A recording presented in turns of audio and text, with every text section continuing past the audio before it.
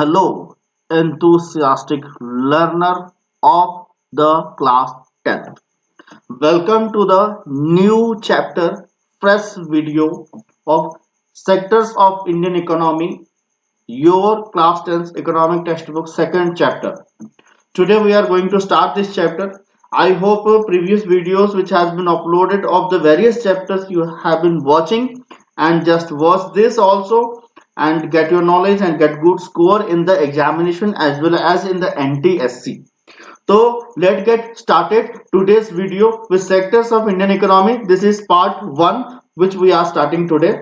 Before entering into this topic, let's see this all what we say topics which we are going to study in this chapter. First we will do the introductions part and then we will do watch, then we will do overview, then sectors of economic activity, primary, secondary and tertiary sector we will discuss briefly what are they, and then economic interdependent, how these three sectors are interdependent with each other, that we will discuss. Then we will compare the three sectors. In three sectors, we will discuss most important gross domestic product, what it is and how does it calculate it. Right? Today, anyway, we will discuss this all the topics one by one. So, dear students, welcome again to the second chapter of economics class 10th, that is sectors of Indian economy. Let's get started. Introduction. In India is one of the most largest country, seven largest country in the world, everybody knows in the area, and according to the population India is the second largest country in the world, and it has been assumed that our country now is going to cross the fifth largest what country in the economy also. Our country is going to cross UK was in the fifth position. Now we were in the sixth position, but our country is going to cross UK and become going to become a fifth largest economy in the world. Right, तो इसकी जो sectors है उसको थोड़ा हमको अच्छे से देखना पड़ेगा. It is predicted that the second largest economy in the world by 2050. हमारा भारत 2050 तक पृथ्वी का सेकंड लार्जेस्ट इकोनॉमी बन जाएगा. प्रेजेंट फिफ्थ लार्जेस्ट इकोनॉमी बनने जा रहे हैं, हम स्टेप बाय स्टेप ऊपर आ रहे हैं. So what contribution to the Indian economy? To answer this, we need to divide Indian economy into three parts and study the sectors in Indian economy in detail. मतलब इसको अच्छे समझने के लिए हमको डिवाइड करनी है और इंडियन इकोनॉमी को डिटेल में समझना है. We will also discuss the problems faced by the each sector and solution of these sectors respectively in this chapter. Right? उसके बाद an economy is the best understood when you study its components or sectors. एक economy को अच्छे से हमको समझना है तो इसके सेक्टर्स को, इसके कंपोनेंट्स को हम अच्छे से समझ लें तो चैप्टर को हम और अच्छे समझ सकते हैं. In chapter 2 sectors of Indian economy you will learn three types of classification of economy, primary, secondary and tertiary, organised, unorganised and public private. मतलब थ्री क्लासिफिकेशन, मतलब एक क्लासिफिकेशन ये हो गया, दूसरा क्लासिफिकेशन आपका ऑर्गेनाइज्ड अनऑर्गेनाइज्ड हो गया और तीसरा क्लासिफिकेशन हो गया पब्लिक एंड प्राइवेट सेक्टर. ये हम इस चैप्टर में ब्रीफली डिस्कस करेंगे. To understand this chapter in the better way, try to relate the topics with your daily life. इसको अच्छे से समझने के लिए आपको क्या करना है, टॉपिक्स को अपनी डेली लाइफ से क्या करना है, रिलेट करना है, जो हम करने जा रहे हैं. In this chapter you will also familiarized with a few fundamental concepts such as gross domestic product, employment. ये हम इस चैप्टर में समझेंगे. राइट, तो एंटर करते हैं सेक्टर्स ऑफ इंडियन इकोनॉमी, जो हमारा पहला टॉपिक है आफ्टर इंट्रोडक्शन ओवरव्यू के बाद. Economic activities result in the production of goods, services, while sectors are the group of economic activities classified on the basis of some criteria. On the basis of some criteria. The Indian economy can be classified into various sectors on the basis of ownership, working condition and the nature of activities. मतलब हमारे जो economy, हम various अच्छे समझने के लिए, इसको briefly समझने के लिए हम इकोनॉमी को वेरियस वे में डिवाइड करते हैं, उसके हर एक चीज को समझने के लिए, एक इकोनॉमी को अच्छे से समझने के लिए. इकोनॉमी मतलब हम एक कंट्री को इकोनॉमी का रूप दे सकते हैं, क्योंकि once upon a time in your class I have told you that what is the difference between economy and economic.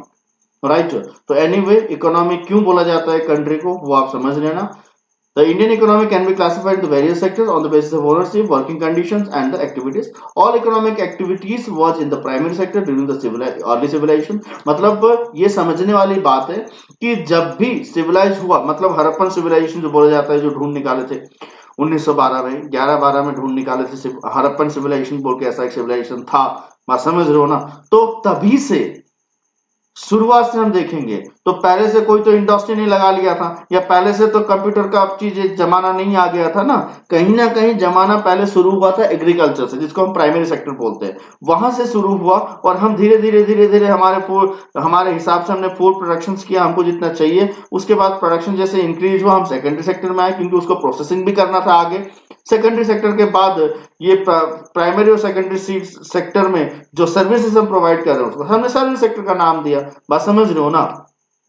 तो कैसे ये इवॉल्व हुआ प्राइमरी सेक्टर से सेकेंडरी सेक्टर तक। The growth of secondary sector spread its influence during the industrial revolution in the 19th century. जो मैंने आपको बताया था, इंडस्ट्रियल रेवोल्यूशन का जो पीरियड है, वो इंडस्ट्रियल रेवोल्यूशन का पीरियड क्या है, 1760 से लेकर 1850 का जो पीरियड होता है उसको हम बोलते हैं रैपिड इंडस्ट्रियल डेवलपमेंट या रैपिड इंडस्ट्रियल रेवोल्यूशन हम बोलते हैं। 1760 से 1850 तो यूरोप में हुआ था, राइट। तो ये इंडस्ट्रियल रेवोल्यूशन वाली यहाँ पे बात आती है। उसके बाद support system was needed to facilitate industrial activities. Certain sector like transport, finance played an important role in the supporting the industrial activity, मतलब जिसको हमने सर्विस सेक्टर का नाम दिया। ये तीन चीजों में डिवाइड किया। तो इसमें इंडिया इकोनॉमिक सेक्टर को हमको तीन क्राइटेरिया मैंने जो आपको बताया था वही चीज है, on the basis of active natures, on the basis of work conditions, on the basis of asset ownership. बात समझ रहे हो। On the basis of activity nature, on the basis of activity nature, on the basis of working condition, on the basis of asset ownership, we can classified Indian economy into 3 sectors. अभी ये on the basis of active nature में क्या क्या आता है, primary sector, secondary sector, tertiary sector, quaternary sector, quinary sector. बात समझ रहे हो ना। ये 5 सेक्टर फिर डिवाइड होते हैं। On the basis of working conditions में ऑर्गेनाइज सेक्टर, अनऑर्गेनाइज सेक्टर्स। उसके बाद on the basis of what assets ownership में public sector and private sector. तो प्राइमरी सेक्टर क्या है, सेकेंडरी सेक्टर क्या है, टेरिशरी सेक्टर क्या है, क्वार्टरनरी सेक्टर क्या है, क्विनरी सेक्टर क्या है, ये हम ब्रीफली इस चैप्टर में लर्न करेंगे, right. Each and every sector को हम ब्रीफली यहाँ पे लर्न करेंगे। तो let's get started with the each and every primary sector क्या है। the primary sector of economic activities are undertaken by directly using natural resources like agriculture हो गया, mining हो गया, fishing हो गया, forestry हो गया, dairy हो गया, are some example of this sectors। ये सब सेक्टर को हम प्राइमरी सेक्टर बोलते हैं। मतलब आप समझ लेना, जो भी सेक्टर जमीन से जुड़ा हुआ होता है उसको हम प्राइमरी सेक्टर बोलते हैं, मतलब स्टार्टिंग यहाँ से रिसोर्सेज का खनन होती है। It is called so because it's form of the base of all the product। मैंने जैसे बताया ना कि all the products का बेस जहां से शुरू होता है उसको हम प्राइमरी सेक्टर बोलते हैं। Since most of the natural product we get from the agriculture, dairy, forestry, fishing, it is also called as agricultural allied sectors। मतलब देखो, डेयरी को हम बोलते हैं, फॉरेस्ट्री को बोलते हैं, ये भी तो बहुत सारे रिसोर्सेज देते हैं ना, प्रोडक्ट देते हैं, बेसिक प्रोडक्ट देते हैं। बात समझ गए।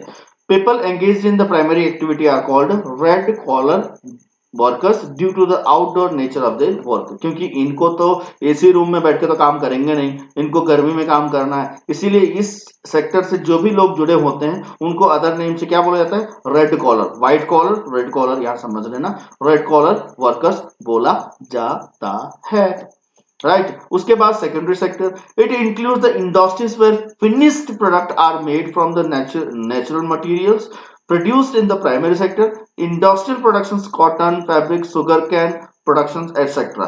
Activity comes under this sector। मतलब इंडस्ट्रियल प्रोडक्शन कौन आता है, cotton fabrics, sugar cane productions, ये सब इसी के अंतर्गत आता है।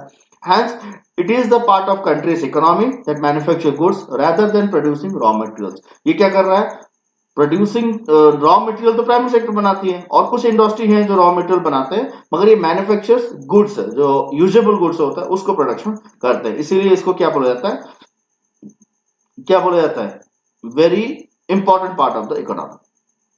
Since this sector is associated with the different kinds of industry, it is also called industrial sector. यहाँ पे बहुत सारे इंडस्ट्रीज है, इसीलिए इसको इंडस्ट्रियल सेक्टर बोला जाता है, क्योंकि raw material industry, heavy goods बनाने वाला इंडस्ट्री, कैपिटल गुड्स बनाने वाला industry.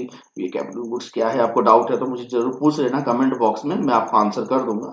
Right, people engage in this sector secondary activities are called blue collar workers. यहाँ पे जो काम करते हैं उनको क्या बोला जाता है, ब्लू कॉलर वर्कर्स। आप अच्छे समझ लो, वो था रेड कलर, ये है ब्लू कलर वर्कर्स। बात समझ गए। Example of the manufacturing sectors are what, small works of producing ports, artisans, small works of producing pots, artisan productions, etc.